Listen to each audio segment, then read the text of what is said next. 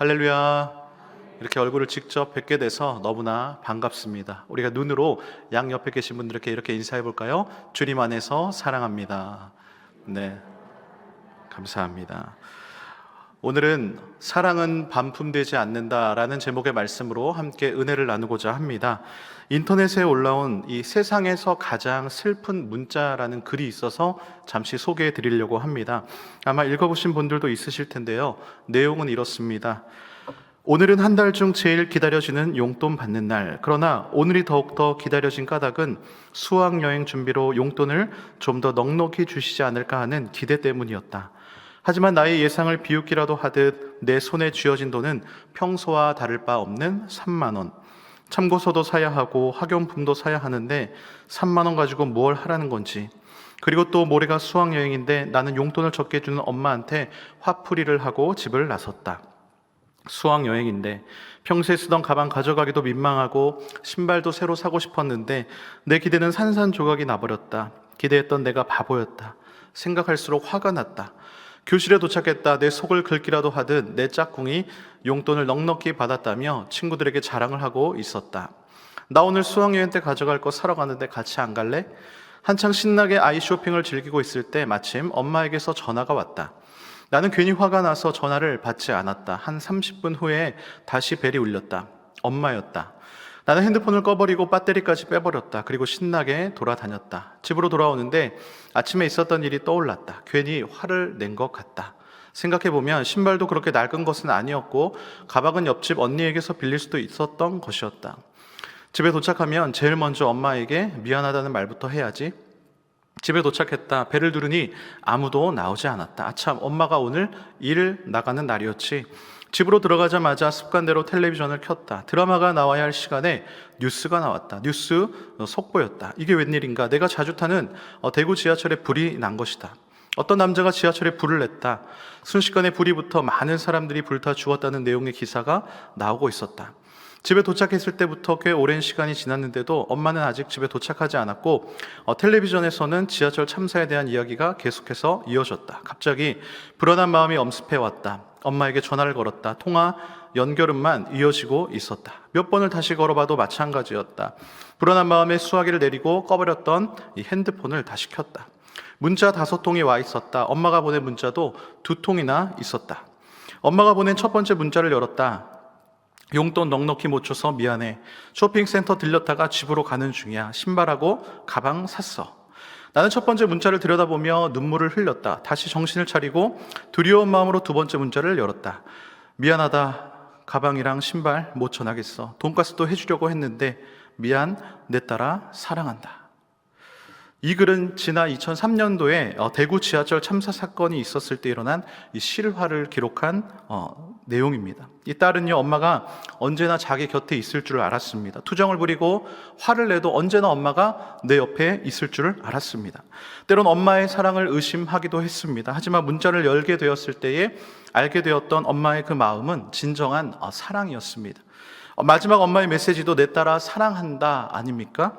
세상에서 가장 슬픈 문자, 그것은요, 세상 끝날까지 너를 향한 내 마음은 사랑이다 라는 이 어머니의 사랑을 늦게 깨달았다는 것과 그리고 더 이상 그 사랑을 받을 수 없다라는 것, 이것이 너무나 슬픈 문자였다라는 것이죠. 우리는 세상을 살아가다 보면 어떤 것에 대해서 의심을 합니다. 의심의 대상이 물건일 수도 있고 의심의 대상이 사람일 수도 있습니다. 내가 산 가방이 정말 명품이 맞나? 저 사람 하는 말이 정말 진짜가 맞나? 지나친 의심과 의도적인 의심은 위험합니다. 그러나 종종 합리적인 의심은 우리가 인생을 살아가는 데 있어서 필요할 때도 있습니다. 그래서 우리는 오늘도 의심을 하면서 살아갑니다.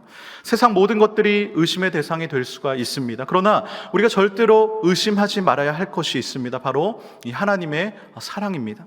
그런데 우리는요, 하나님의 자녀라고 하면서 하나님을 믿는다라고 하면서 우리의 이 좁은 생각으로 우주보다 넓은 바로 그 하나님의 그 크신 사랑을 의심할 때가 있습니다. 하나님은 지금도 변함없이 우리를 사랑하고 계심에도 불구하고 그 사랑이 믿어지지 않을 때가 있다라는 것이죠. 오늘 본문의 이스라엘 백성들도 지금 이런 의심의 상태에 있습니다. 14절 말씀입니다. 오직 시온이 이르기를 여호와께서 나를 버리시며 주께서 나를 잊으셨다 하였거니와. 여기서 시온이란 이 바벨론의 포로로 끌려가 있는 이스라엘 백성들을 말합니다. 그들은 너무나 오랫동안 고난을 당해서 하나님이 자신들을 잊어버렸고 자신들을 버렸다라고 생각을 했습니다. 그리고 하나님이 자신들을 사랑하지 않는다라고 생각을 했습니다. 우리가 하나님의 사랑을 가장 많이 의심할 때가 언제입니까? 이 욥과 같이 이해할 수 없는 고난 앞에서 우리가 가장 하나님의 사랑을 많이 의심하지 않습니까? 코로나로 인해서 어려움을 겪는 분들의 이야기를 듣습니다. 상대적 박탈감으로 인해서 인생의 허무함을 느끼는 분들의 이야기를 듣습니다. 그럴 때 과연 하나님은 나를 사랑하시는 걸까? 라는 의심이 자연스럽게 찾아오는 것이죠. 그때 하나님께서는 뭐라고 말씀하실까요? 바라옵기는 오늘 말씀을 통해서 성령님의 따스한 음성이 들려지는 시간이 되기를 간절히 소망합니다. 15절의 말씀인데요, 여인이 어찌 그 젖 먹는 자식을 잊겠으며 자기 태에서 난 아들을 긍휼히 여기지 않겠느냐. 그들은 혹시 잊을지라도 나는 너를 잊지 아니할 것이라. 아멘. 이스라엘 백성들이요, 하나님 저를 잊으신 것 아닙니까? 저를 버리신 것 아닙니까? 라고 했을 때에 하나님께서 들려주신 말씀입니다. 이 말씀은 이스라엘 백성들뿐만 아니라 오늘날 저와 여러분들에게도 동일하게 들려주시는 말씀인 줄로 믿습니다. 아까 서두에서 살펴본 문자를 통해서도 딸을 향한 어머니의 사랑을 알 수가 있는데요, 이 인간의 사랑 중에서 최고의 사랑은 바로 이 자녀를 향한 어머니의 사랑이지 않을까 생각합니다. 영국 문화협회가 세계 102개 비영어권 국가 국민들에게 4만 명을 대상으로 가장 아름다운 영어 단어를 조사를 했습니다. 1위가 뭘까요? mother, 엄마였습니다. 어머니였습니다. 자녀들은요, 어머니라는 단어만 떠올려도 이 눈시울이 붉어집니다. 어머니의 헌신과 사랑을 알기 때문에 그 고마움 때문에 가슴이 먹먹해지는 것이죠. 여자는 약하나 어머니는 강하다라는 말이 있습니다. 이 말의 뜻은 굳이 설명하지 않아도 이해하고 공감하실 것입니다. 그렇다면 이 어머니의 강함은 어디로부터 나오는 것입니까? 바로 자녀를 향한 그 사랑에서부터 나오는 것이죠. 내가 자식을 살릴 수만 있다면 총과 칼 앞에서도 무서워하지 않는 것이 바로 이 어머니인 것입니다. 그런데 어머니의 사랑보다 더 강하고 아름답고 위대한 사랑이 있습니다. 바로 하나님의 사랑인 것이죠. 하나님의 사랑은 어머니의 사랑을 뛰어넘는다라는 것입니다. 당신의 독생자 예수 그리스도를 십자가에 내어주신 바로 그 하나님의 사랑보다 더 위대한 사랑은 없는 것입니다. 로마서 5장 8절은 이렇게 말씀합니다. 우리가 아직 죄인 되었을 때에 그리스도께서 우리를 위하여 죽으심으로 하나님께서 우리에 대한 자기의 사랑을 확증하셨느니라. 아멘. 하나님께서는 죄인된 우리를 구원하시기 위해서 자신의 아들 예수님을 십자가에 내어 죽이시고 이것이 너를 향한 나의 사랑의 확증이라고 말씀하십니다. 하나님께서는 내가 이것 외에 내가 너희를 얼마나 사랑하는지 더 이상 증명할 길이 없다라고 말씀하시는 것이죠. 그렇기 때문에 우리는 우리를 향한, 나를 향한 하나님의 사랑을 절대로 오해해서는 안 되는 것입니다. 내가 조금 힘들다고, 내가 원하는 대로 되지 않는다고 하나님이 나를 사랑하시지 않는다라는 것처럼 해서는 안 된다는 것입니다. 우리를 향한 하나님의 사랑뿐만이 아니라 하나님에 대한 모든 것들을 오해해서는 안 됩니다. 우리는 성경에서 말씀하고 계시는 그 하나님을 온전히 믿고 따라야 한다는 것입니다. 하나님은 당신의 자녀들을 너무나 사랑하셔서 이 사랑하니까 얼마나 하고 싶은 이야기가 많으시겠어요. 그 사랑의 언어, 하고 싶은 말을 모아놓은 것이 바로 이 성경 아닙니까? 성경은 우리를 향한 하나님의 사랑의 편지입니다. 그래서 우리는 성경을 읽을 때 기본적으로 베이스로 나를 향한 하나님의 사랑의 편지구나 생각하고 우리는 읽어야 한다는 것이죠. 사랑의 하나님께서 16절에 이렇게 말씀하십니다. 내가 너를 내 손바닥에 새겼고 너의 성벽이 항상 내 앞에 있나니. 하나님이 날 잊으셨어, 하나님이 날 사랑하지 않아 라고 생각할 때에 하나님께서 분명하게 말씀하십니다. 아니야, 나는 절대로 너를 잊지 않았어. 나는 너를 내 손바닥에 새겼어. 그렇다면 하나님의 손바닥에 무엇을 새겼을까요? 바로 저와 여러분들의 이름을 새겨 놓은 줄로 믿습니다. 이 말씀은 결탄코 내가 너를 잊지 않겠다라는 약속의 말씀인 것이죠. 사실 하나님이 나를 잊으셨다라고 하는 것은 우리들의 착각입니다. 내가 세상 사는 게 바빠서 하나님을 잊어버릴지 몰라도 하나님은 절대로 우리를 잊어버리지 않으신다라는 것이죠. 하나님을 잊은 채 바쁘게 살다가 고난이 찾아오면 하나님의 사랑을 의심하는 것은 어찌 보면 당연한 일 같습니다.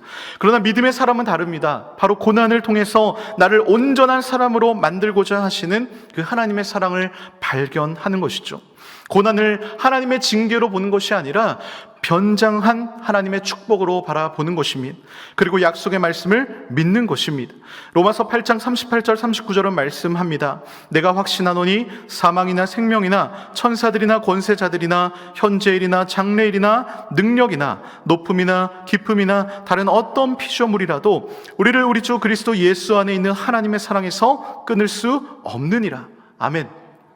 우리와 하나님 사이에는 그 어떤 것으로 끊을 수 없는 사랑의 끈으로 연결이 되어 있다는 것이죠. 사랑의 끈으로 단단히 묶여 있는 것입니다.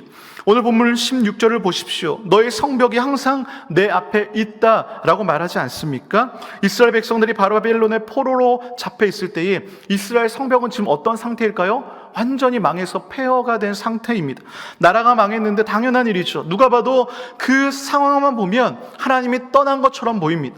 하나님이 버린 것만 같은 상태입니다. 그러나 그 성은 결코 하나님의 시선으로부터, 관심으로부터 떠난 적이 없습니다. 여러분, 항상이란 단어가 무슨 의미입니까? 24시간 연중 무휴. 하나님은 항상 언제나 너의 성벽이 내 앞에 있다라고 말씀하시는 것이죠. 한순간도 잊은 적이 없다라고 말씀하십니다. 극단적으로 욥과 같은 상황을 가정해 보겠습니다. 내가 지금 욥과 같은 상황에 처해 있다라고 가정해 보겠습니다. 누가 지금 욥에게 하나님이 지금 당신과 함께 하십니다라고 말할 수 있겠습니까?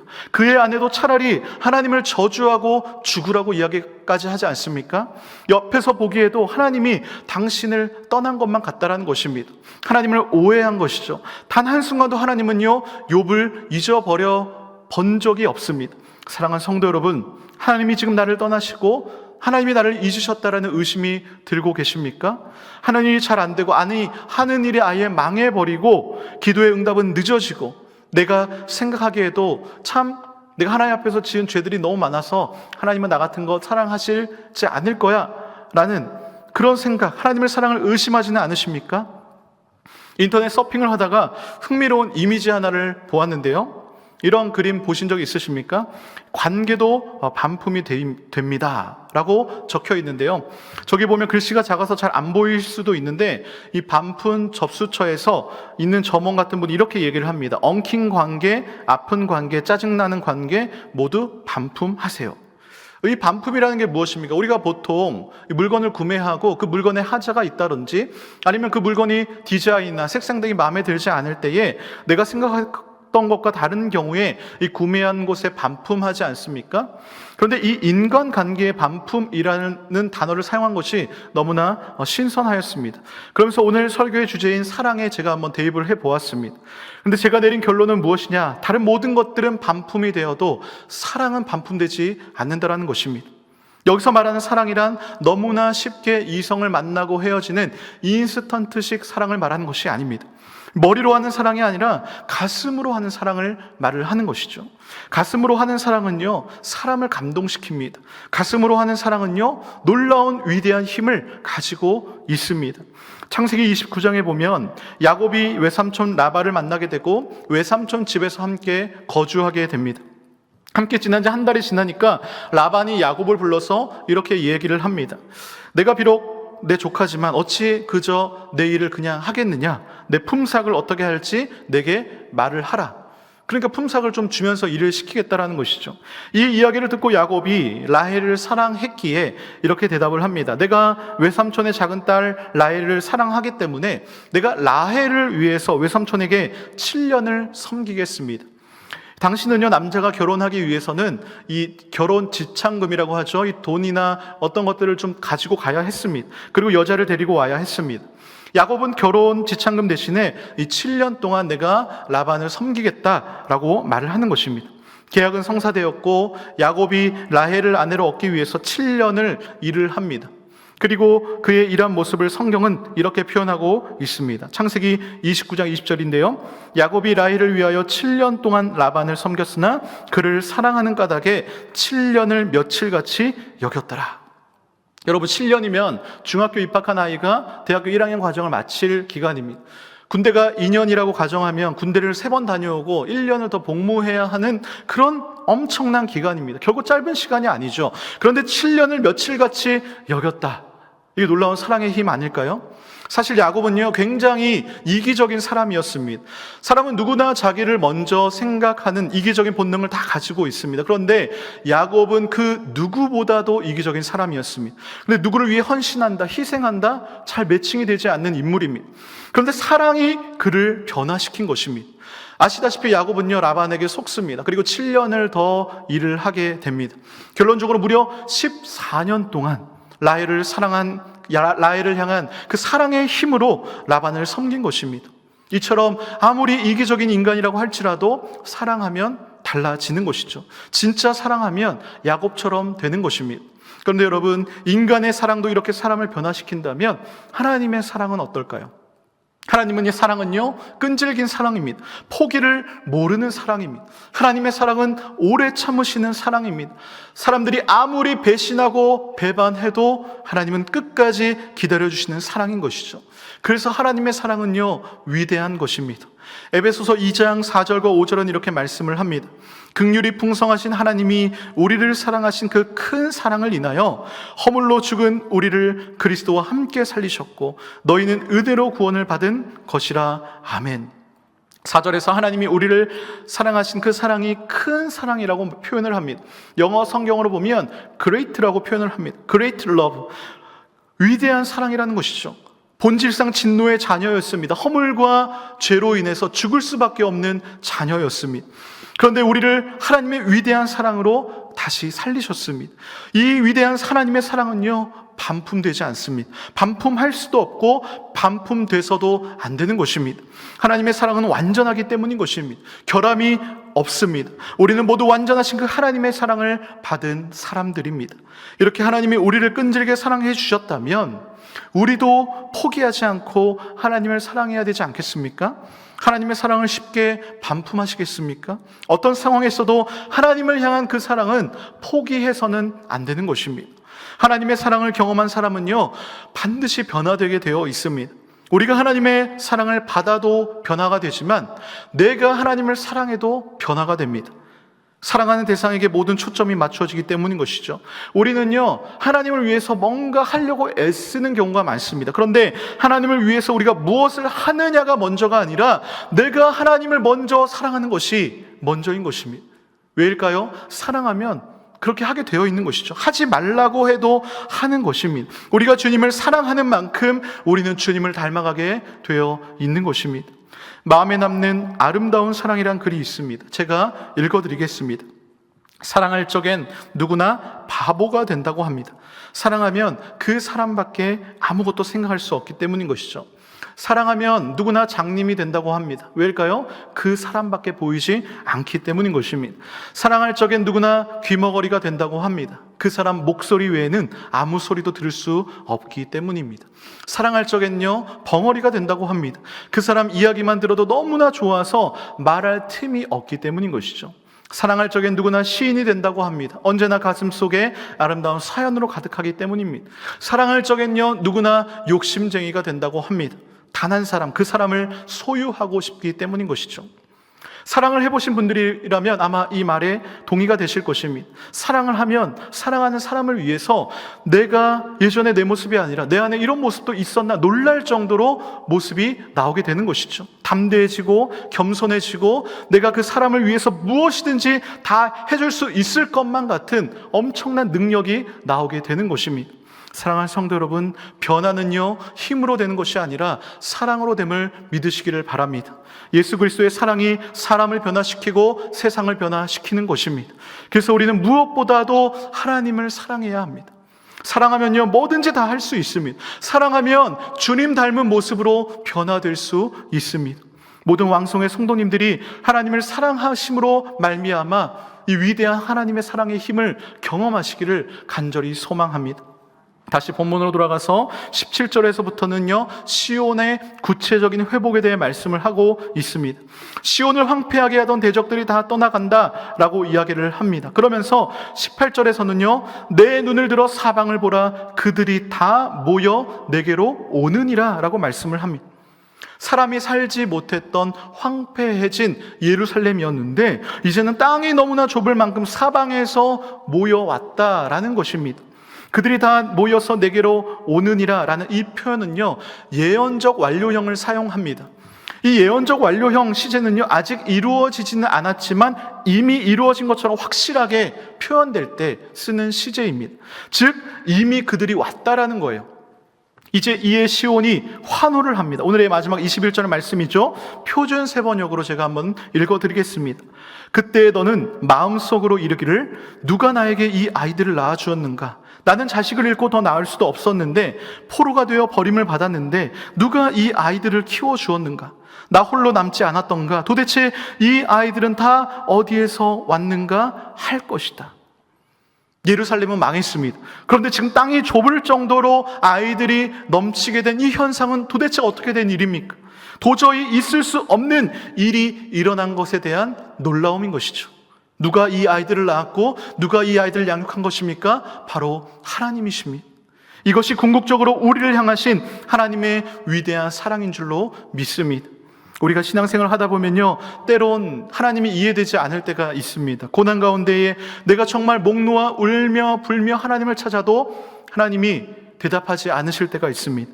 하는 일마다 막힐 때가 있습니다. 예상하지 못한 어려움을 만날 때가 있습니다. 이런 일을 경험할 때 우리는 하나님을 의심합니다. 하나님이 나를 사랑하시는가? 아니, 하나님이 정말 살아계시는가? 지금까지 신앙생활 한 것에 대해 회의감이 들기도 합니다. 그래서 때론 방황도 하고 하나님께 따지기도 합니다. 그런데요, 그 모든 과정들을 통해서 우리에게 말씀하시는 하나님의 뜻이 무엇입니까? 나는 너를 여전히 사랑한다라는 것입니다.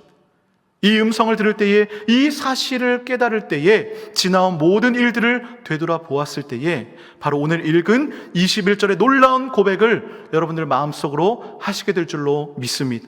아니, 입을 벌려서 그 크신 하나님의 사랑을 찬양하게 될 것입니다. 그 크신 하나님의 사랑 말로 다 형용 못하네 라는 그 가사처럼 하나님의 크신 사랑, 측량하지 못할 정도로 영원히 변치 않는 하나님의 그 사랑을 찬양하게 될 줄로 믿습니다. CBS에 보면요, 이 새롭게 하소서라는 이 프로그램이 있습니다. 간증 프로그램인데요, 다양한 분야의 사람들이 나와서 자신의 삶을 간증하는 프로그램입니다. 크리스천 연예인들이 나올 때도 있고, 목사님들이 나오실 때도 있고, 선교사님들이 나오실 때도 있고, 찬양 CCM 사역자들이 나오실 때도 있습니다. 저도 가끔 챙겨보는데요, 어느 날 유튜브를 켰는데 이 CBS 새롭게 하소서라는 프로그램의 썸네일에 너무나 익숙한 얼굴이 나온 것입니다. 제가 개인적으로 아는 너무나 익숙한 얼굴이 게스트로 나온 것입니다. 이윤화라는 찬양 사역자인데요, 저랑 중고등부 생활을 함께 보냈습니다. 당시에는 벌써 20년도 넘은 시대니까 아이들이 어디 갑니까? 중고등부 아이들이 다 교회에서 놀았습니다. 형들, 친구들, 누나들, 동생들이랑 시간을 다 교회에서 보냈습니다. 함께 문학의 밤도 준비하고 찬양도 하면서 친하게 지냈던 형이었습니다.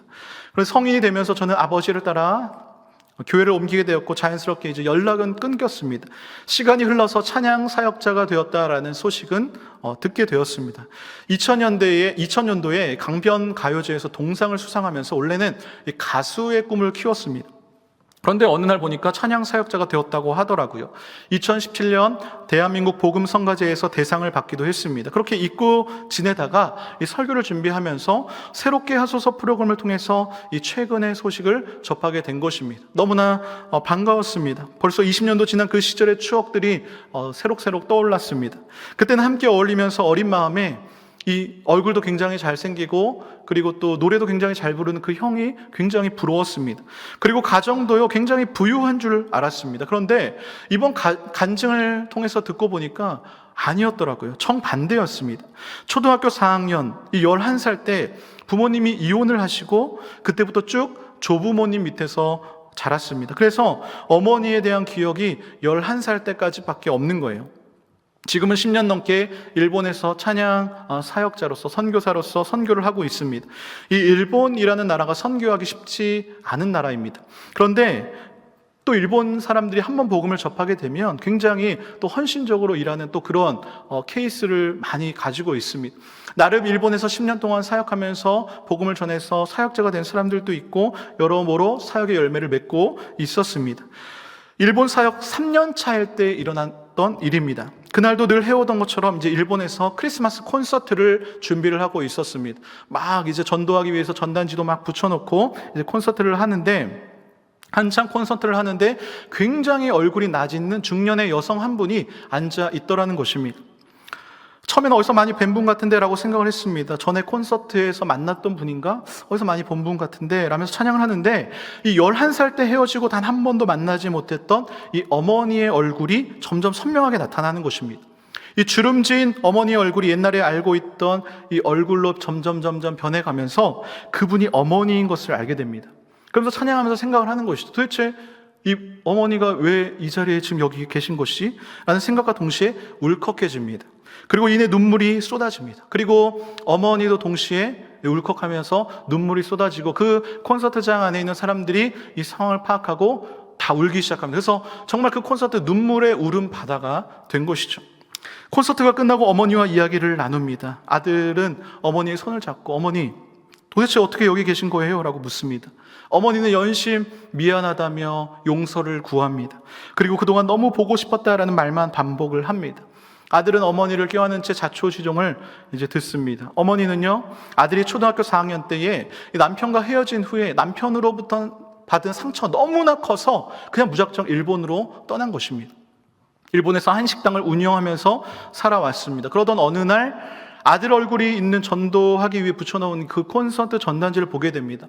그리고 함께 일하는 가게분들과 함께 반신반의하면서 내 아들이 맞나? 라고 이제 하고 콘서트장에 딱 들어왔는데 나이를 먹은 아들이 기타를 치며 찬양하는 모습을 보게 된 것입니다.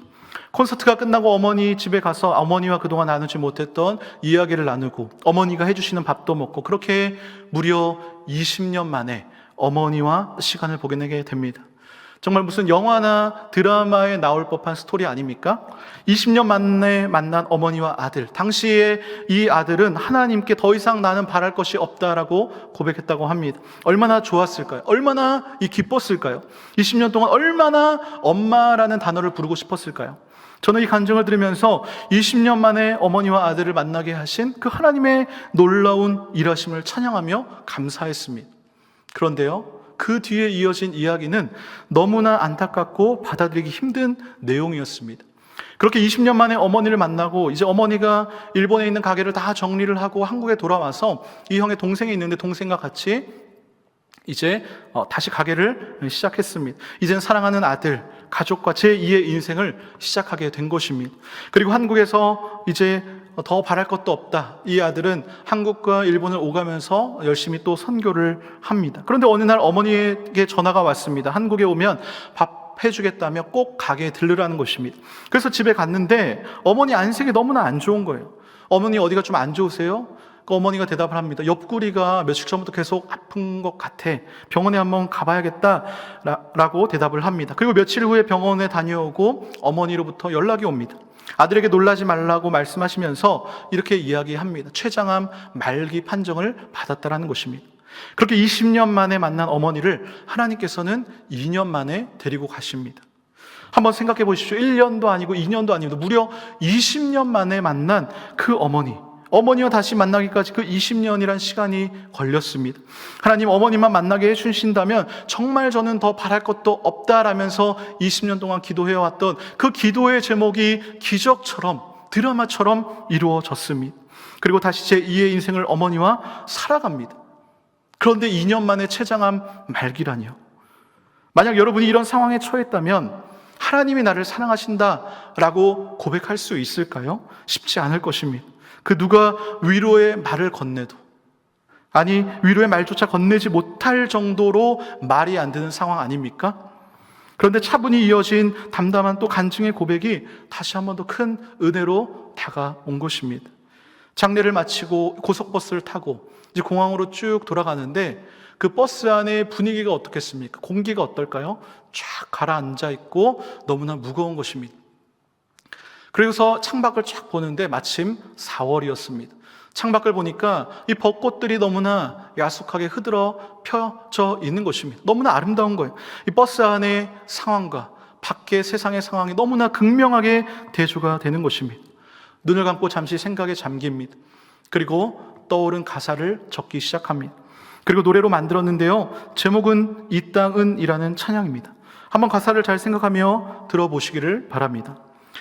많이 잃었다고 슬퍼하지 말아요. 많이 가졌다고 자랑할 거 없네요. 숨가쁜 이 세상 흘러만 가는 세월, 사라져가는 것들에 마음 두지 말아요. 적게 가지는 게 나을지도 몰라요. 적게 누리는 게 어쩌면 좋을 거예요. 누구나 꼭 한 번은 마지막이 있는데 아무것도 가져갈 수 없으니까요. 이 땅은 잠시 쉬어갈 정류장 같은 곳, 이 땅은 잠시 웃다 갈 드라마 같은 곳, 이 땅에 소망 두는 자 편안할 것이나 하늘에 소망 두는 자 평안 얻으리. 많이 가질수록 무겁기만 할 거예요. 많이 나눠야만 가벼워질 수 있네요.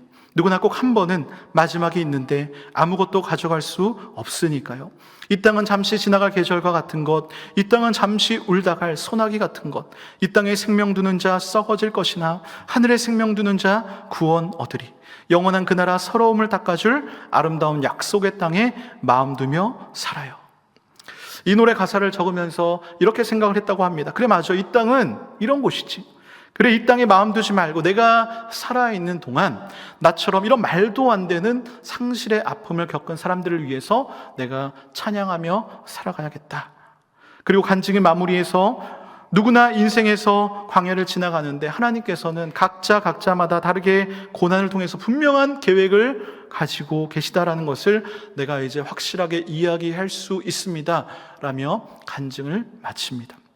그렇습니다. 당시에는 너무나 힘드니까 그 상황이 보이질 않습니다. 이게 하나님의 계획인가 사랑인가 잘 모르고 지나갔는데 지나고 나서 지금 보니까 온전하신 하나님의 계획이었구나라는 것을 깨달은 것입니다.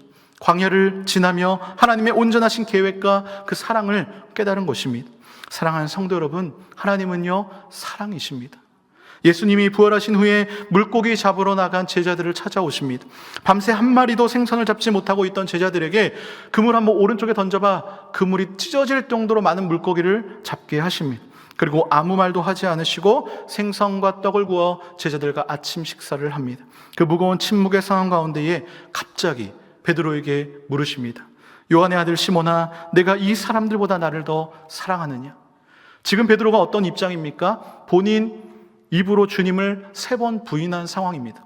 예수님이 나타나셔서 너 분명히 내가 주와 함께 죽을지언정 내가 주를 부인하지 않겠다라고 해놓고서는 어떻게 3번이나 나를 부인할 수가 있냐? 내가 다 봤다라고 물으실 수 있지 않겠습니까?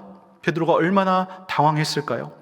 성경에는 주님 그러하나이다, 내가 주님을 사랑하는 줄 주님께서 아시나이다 라고 담담하게 적혀 있지만 그 상황을 보면 사실 자신 있게 이렇게 대답할 수 없는 상황 아닙니까? 주님은 내가 사랑하느냐, 나를 사랑하느냐 라고 2번을 더 물으시고 베드로는 동일하게 내가 주님을 사랑하는 줄 주님께서 아시나이다 라고 대답을 합니다. 지금 예수님이 베드로의 그 마음, 나를 사랑하는 그 마음을 몰라서 3번이나 물으시는 것입니까? 이미 예수님은 다 알고 계십니다. 주님은 지금 베드로의 그 마음의 상처를 치료해 주고 싶으셨던 것입니다. 그리고 정말 베드로의 고백을 듣고 싶으신 것입니다. 주님이 공생의 기간 동안 어느 누구에게 내가 나를 사랑하느냐 물으신 적이 없습니다. 베드로에게 처음이자 마지막으로 내가 나를 사랑하느냐 물으시고 있는 것이죠. 그리고 지금도 저와 여러분들에게 매일 묻고 계십니다. 사랑하는 성도 여러분, 우리 주님은 이런 분이십니다. 너 왜 나를 부인했니? 라고 묻지 않으십니다. 주님은 내가 나를 사랑하느냐? 라고 묻고 계십니다. 그때 우리는 베드로와 같이 떨리는 목소리로 주님, 사실 저는 정말 주님을 따를 수 없는 사람입니다. 오늘도 주님을 부인했습니다. 주님, 제가 주님을 사랑할 만한 자격이 없는 것 알지만 주님을 사랑합니다 라고 고백해야 되지 않을까요?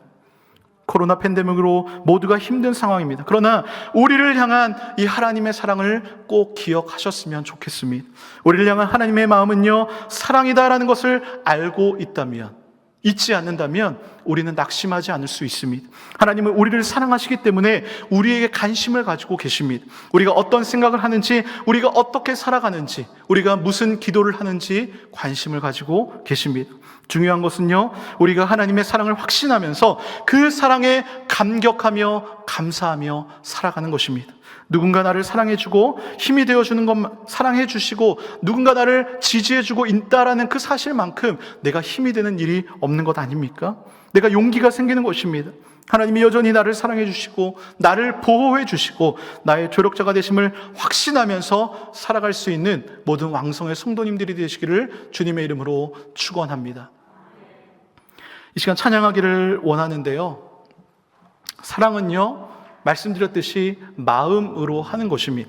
마음에 차고 넘치지 않으면 그것은 사랑이 아닙니다. 그런데 또 마음에 담아두기만 하는 것 또한 또 사랑이 아닙니다. 사랑은 발이 없습니다. 그래서 상대방의 마음에 혼자서는 절대로 닿을 수 없습니다. 사랑하는 마음을 속으로만 간직하는 것이 아니라 사랑한 받는 이의 마음이 행복할 수 있도록 내 마음을 내보이는 것입니다. 우리가 찬양을 통해서 이 시간 하나님에게 우리의 사랑을 고백하는 시간이 되기를 간절히 소망합니다.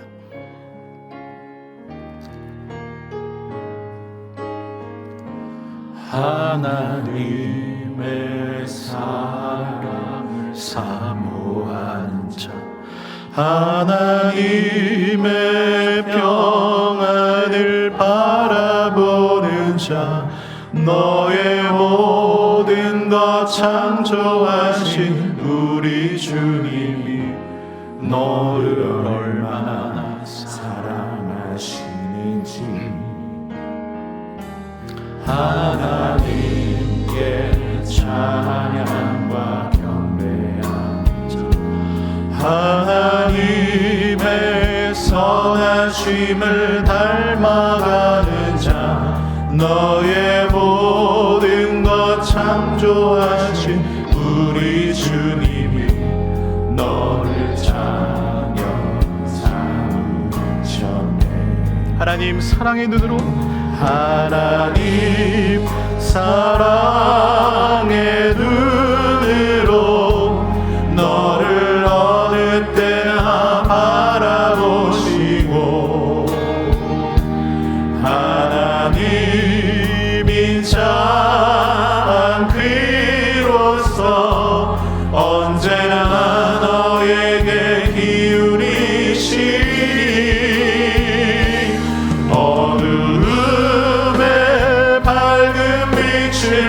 비춰주시고 너의 작은 시늘에도 응답하시니 너는 어느 곳에 있든지 주를 향하고 주만 바라볼지라. 우리 믿음으로 한 번 더 고백합니다. 하나님의 사랑을 사모하는 자, 하나님의 평안을 바라보는 자, 너의 모든 것 창조하신 우리 주님이 너를 얼마나 사랑하시는지 하나님께 찬양과 경배하는 자, 하나님의 선하심을 닮아가는 자, 너의 모든 것 창조하신 우리 주님이 너를 찬양 삼으셨네. 우리 손을 들고 함께 찬양해 볼까요? 하나님 사랑의 눈으로 너를 어느 때나 바라보시고, 하나님인 자 귀로서 언제나 너에게 기울이시니 어두움에 밝은 빛을 비춰주시고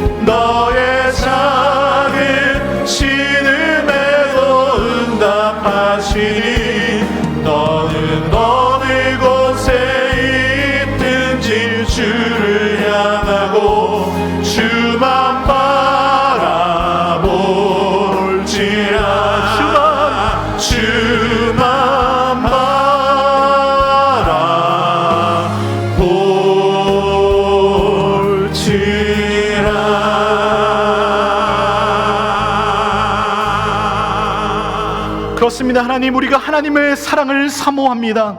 하나님이 우리를 얼마나 사랑하시는지 우리가 다시 한번 깨닫게 하심을 감사합니다. 우리가 일평생 동안 주만 바라보게 하여 주시옵소서. 주님, 어떠한 상황과 환경이 내 앞에 펼쳐질지라도 오직 주님만을 바라보며 하나님을 찬양하며 하나님을 사랑하게 해달라고 이 시간 주여 한번 부르며 함께 기도합니다. 주여, 사랑의 하나님 감사합니다. 주님 아버지, 하나님의 그 사랑을 기억하며 하나님의 손바닥에 내 이름을 새겨 놓으셨으니 하나님, 우리의 성벽이 늘 하나님 앞에 있음을 기억하며 하나님 아버지, 세상 사람들이 다 나를 버릴지라도 하나님은 나를 잊지 않고 하나님은 나를 버리지 않으심을 기억하며 주님 아버지, 주님을 사랑하며 주님, 내가 주님을 사랑할 수 없는 자격이지만 아버지, 오늘도 내가 주님을 사랑하며 나아가며 주님 아버지, 나의 사랑 가운데 내가 나아가게 하여 주시옵소서. 하나님 아버지, 우리가 예수 그리스도의 놀라운 사랑을 깨닫게 하여 주시고 하나님의 놀라운 은혜 가운데 우리가 하루도 살아갈 수 있도록 주여 은혜 내려 주시옵소서. 주님, 내가 너무나 힘들고 주님 아버지, 내가 하나님의 아버지 그 임재가 느껴지지 않는 같은 상황일지라도 내가 하나님의 사랑을 놓치지 않고 나아갈 수 있도록 주여 은혜 내려 주시옵고 주여 함께하여 주시옵소서. 하나님 아버지, 오늘도 하나님을 예배하게 하심을 감사합니다. 우리를 손바닥에 새겨 잊지 않으시는 그 하나님, 매 순간 눈동자처럼 지키시고 우리의 모든 환경들이 하나님 앞에 있음을 고백합니다. 하나님을 찬양합니다. 오래 참으시고 끝까지 우리를 사랑하시는 사랑의 하나님, 우리가 하나님의 사랑을 받은 자녀로서 그 사랑으로 변화되게 하시고 받은 사랑이 내 안에 흘러넘쳐 사랑을 표현하게 하시고 사랑을 내 주변으로 흘러보내게 하여 주시옵소서. 광야 같은 인생길 가운데 있는 분이 있다면 주만 바라보게 하시고 하나님의 사랑을 끝까지 붙잡게 하여 주시옵소서. 하나님의 사랑을 확신하게 하시고 그 사랑에 감사하며 감격하며 살아가게 하여 주시옵소서. 우리를 너무나 사랑하셔서 독생자 예수 그리스도를 내어주신 하나님을 찬양하며 이 모든 말씀 지금도 살아 역사하시는 예수님의 이름으로 기도드립니다. 아멘.